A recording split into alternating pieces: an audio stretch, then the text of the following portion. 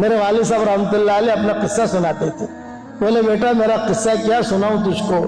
میں نے کہا نہیں ابا سناؤ. کبھی کبھار گھر میں جب بیٹھتے تھے, بولے کہ جب شروع میں ہم نے دعوت کا کام شروع کیا تو منگلی کندوری مسجد ہے ہمارے, اب بھی مسجد ہمارے گھر کے قریب ہے, وہاں میں امام تھا اور دعوت کے کام میں بھی میں لگ گیا تھا.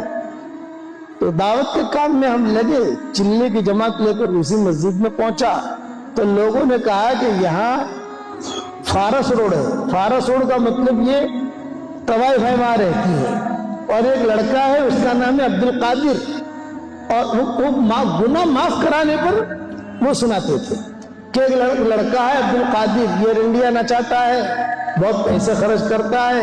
تو لوگوں نے مجھے کہا ہے کہ اس کی تشکیل کرنی ہے, مجھے بھیج دیا تشکیل کے لیے.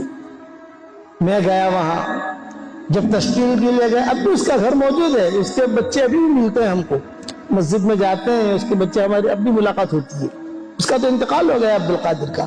تو وہ میں گیا, میں نے کہا عبد القادر بھائی یہ زندگی کب تک گزری گی تمہاری, مسجد میں آؤ.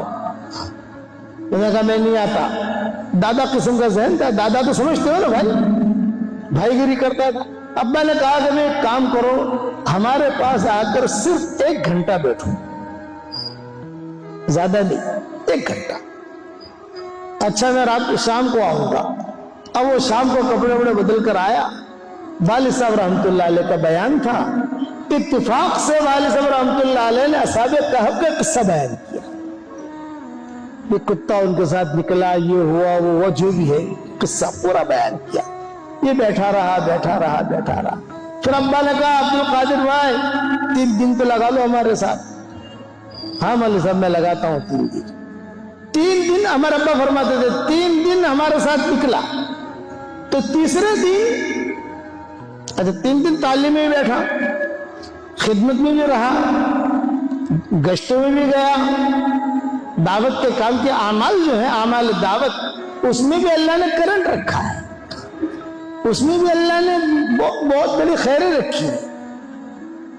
تیسرے دن رات کو میں سویا ہوا تھا, مسجد میں اندھیرا تھا, اور اچانک کسی جگہ سے رونے کی آواز آ رہی ہے.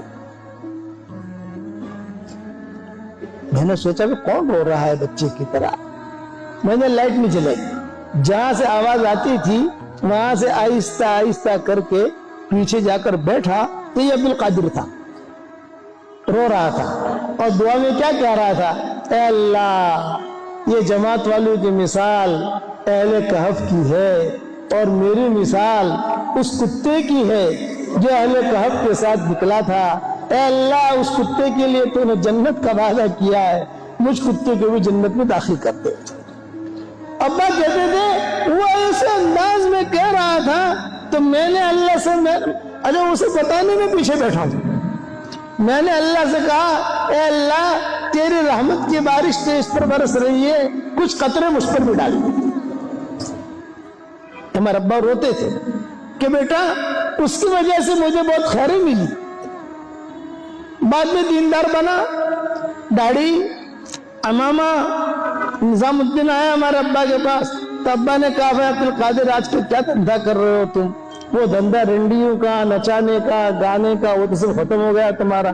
بولے کہ حضرت بالکل فکر نہ کریں, میں نے ایک باکھڑا کرائے سے لیا ہے اور چپل بیچتا ہوں اور حلال کی کماتا ہوں اور بہت خوش ہوں الحمدللہ.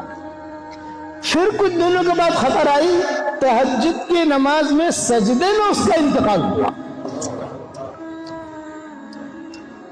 کریم ہے, ہمیشہ یاد رکھنا, کسی کو تانا مت دو, کسی کو برا بلا مت کو. کچھ پتا نہیں کہ کب کون اللہ سے توبہ کر لے, معافی مانگ